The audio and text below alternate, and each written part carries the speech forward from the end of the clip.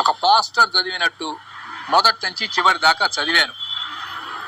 ఒకసారి కాదు, 2 సార్లు చదివాను. అట్లా మళ్ళీ చదివారు. ఏమన్నా ఇందులో ఏమన్నా నేను మిస్ అయిన పేరాలు ఏమన్నా ఉన్నాయి. చదవగా నాకు తెలిసింది ఏమిటంటే ఇవి కల్పిత పాత్రలు. కల్పిత పాత్రలు అంటే మీకు మల్లేశ్వరి అని ఒక సినిమా ఉంది. ఆ సినిమాలో నాగరాజు అని ఒక హీరో రామారావు గారు వేశారు. అలా మల్లేశ్వరి అని ఒక పాత్ర ఉంది. అందులో శ్రీకృష్ణదేవరాయలు కూడా వస్తాడు ఆ సినిమాలో. కానీ అలాంటి కథ లేదు. అది ఒక కల్పిత కథ. ఊరికే శ్రీకృష్ణదేవరాయలని ఒక పాత్ర పెట్టారు. అలాగే ఇందులో కూడా కొంతమంది హీరోస్ అని వాళ్ళు వీళ్ళు కొంతమంది రాజుల పేర్లు వస్తూ ఉంటాయి ఈ బైబిల్ లోపల.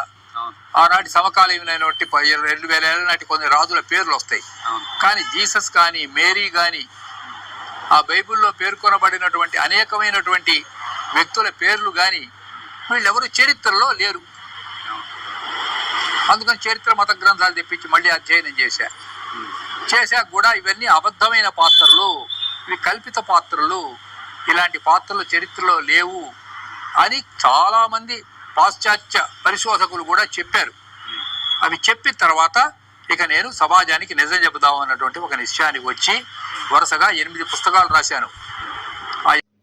డాక్టర్ ముదుగొండ శివప్రసాద్ గారు, ఈయన కూడా యేసుక్రీస్తు వారిని చాలా చాలా తక్కువ అంచనేసి మాట్లాడుతున్నారు. అసలు బైబిల్లో యేసుక్రీస్తు అనే క్యారెక్టర్ లేదు, కేవలము ఇది కల్పితము, మరియమ్మ, ఇవన్నీ కూడా చాలా నీచ స్థితిలో ఆయన కూడా మాట్లాడుతున్నాడు. చాలా దారుణం ఏంటంటే యేసుక్రీస్తు వారి గురించి మొదటి శతాబ్దం నుంచి ఆయన భూమి మీదకి వచ్చిన కాడి నుంచి అందరూ ఆయన గురించి నెగిటివ్గా మాట్లాడమే, ఆయన అందరినీ క్షమించుకుంటూనే వస్తున్నాడు. అయితే ఈయన యేసుక్రీస్తు వారి గురించి చరిత్ర బుక్కులు అన్నీ కూడా చదివాడంట, బైబిల్ 2 సార్లు చదివాడంట. మరి అన్నీ చక్కగా చెప్తున్నాడు. మరి చరిత్ర చదివాను, ఆయన గురించి పూర్తిగా అవగాహన తెలుసుకున్నాను. పాశ్చాత్య దేశంలో కూడా మరి అనేక మంది యేసుక్రీస్తు గురించి అసలు బైబిల్లో లేదు అని చెప్పారు అని ఈయన కూడా చాలా మరి బైబిల్ 2 times చదివాను అని చెప్తున్నాడు. అయినప్పుడు కూడా ఆయనకు అర్థం కాలేదు.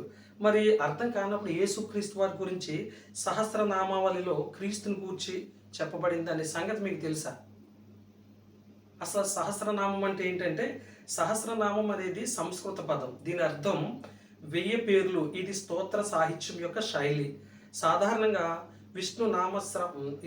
విష్ణు సహస్రనామం వంటి దేవతా పేరు పెట్టబడిన వచనం యొక్క శీర్షిక కనుగొనబడుతుంది. ఇందులో దేవత 1000 పేర్లు, గుణాలు లేదా సారాంశాల ద్వారా జ్ఞాపకం చేయబడుతుంది. అంటే ఇక్కడ పేరు ఉండొచ్చు లేదా గుణాలు గూర్చి తెలియబడుతుంది అనమాట. అంటే మరి సహస్రనామంలో క్రీస్తుని గూర్చి చెప్పబడిందన్న సంగతి మరి ముదుగొండ శివప్రసాద్ గారికి తెలీదా? చరిత్రలు చదివాడంట, చరిత్రలో లేదంట. బైబిల్ 2 సార్లు చదివారంట, బైబిల్లో లేదంట. మహానుభావులు మరి మీలాంటి వాళ్ళు కూడా, ఇంత జ్ఞానులు కూడా ఇలా మాట్లాడితే యేసుక్రీస్తు గురించి ఇది స్వార్థం కాకపోతే, అసూయ కాకపోతే, దేవుని మీద యేసుప్రభు మీద ఉన్న మరి అసూయ ద్వేషం కాకపోతే మరి ఏమంటారు సార్?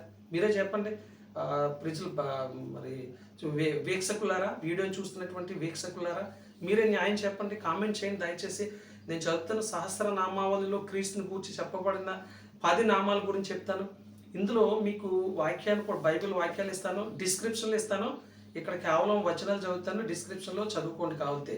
మొట్టమొదటిగా ఓం శ్రీ బ్రహ్మపుత్రాయ నమః అంటే దీని భావం ఏంటంటే, ఓ దేవా, నీవు దేవుని కుమారునిగా బయలుపరుచుకున్నందులకు నిన్ను స్తుతించుచున్నాము. బైబిల్లో రిఫరెన్స్ ఏంటంటే యోహాను సువార్త 20:31. ఇక రెండవ నామం గురించి చూద్దాం. ఓం శ్రీ దరిద్ర నారాయణ నమః.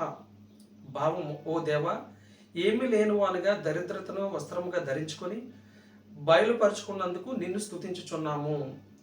ఇది బైబిల్ రిఫరెన్స్ ఏంటంటే 2 కొరింథీయులకు రాసిన పత్రిక 8:9.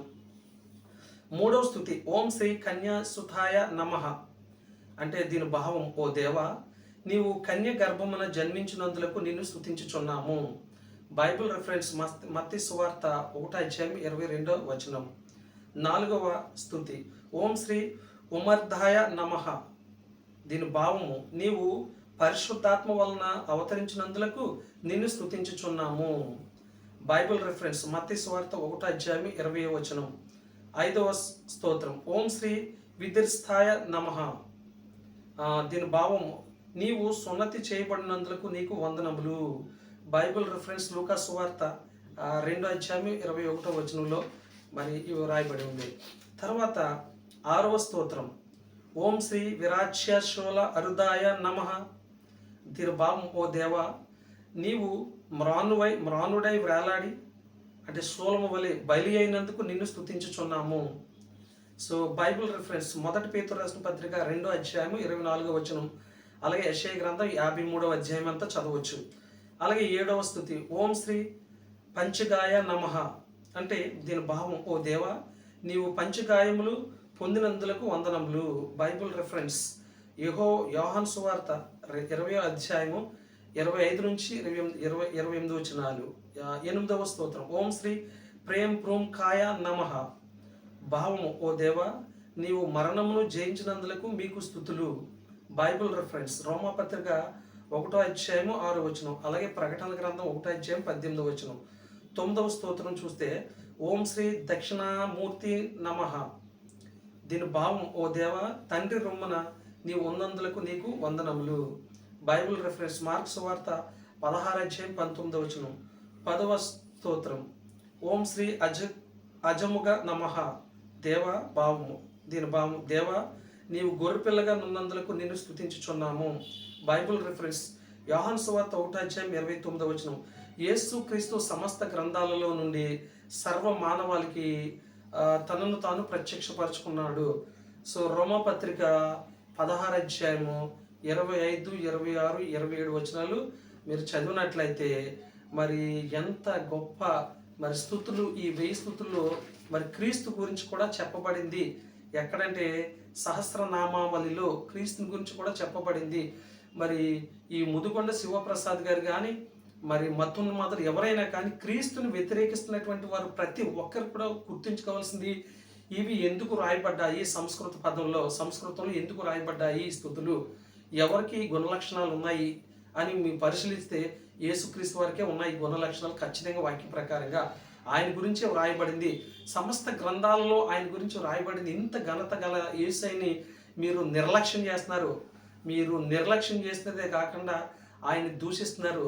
ఆయన దూషించడమే కాకుండా మరి మరణించిన ఆయన్నే తిరిగి లేచినటువంటి దేవుడు ప్రత్యేకంగా మీకు మరి ఆయన గురించి తెలిసిన, పరోక్షంగా ఆయన గురించి తెలిసిన, 3వ దినాన్ని లేచాడు. మరి చనిపోయినటువంటి ఏ వ్యక్తి, ఏ దేవుడు కూడా మరి లేవలేదు, ఆయన ఒక్కడే లేచాడు అనే సంగతి మీరు తెలిసిన, అంతేకాదు క్రీస్తుకు పూర్వం క్రీస్తుకు శకము అనే కాలానికి మరి ఆయన ఒక యుగ పురుషుల్లాగా శక పురుషుల్లాగా ఉన్నప్పుడు కూడా మీరు ఆయన అంగీకరించలేకపోతున్నారంటే ఇది మీకే విడిచిపెడుతున్నాం.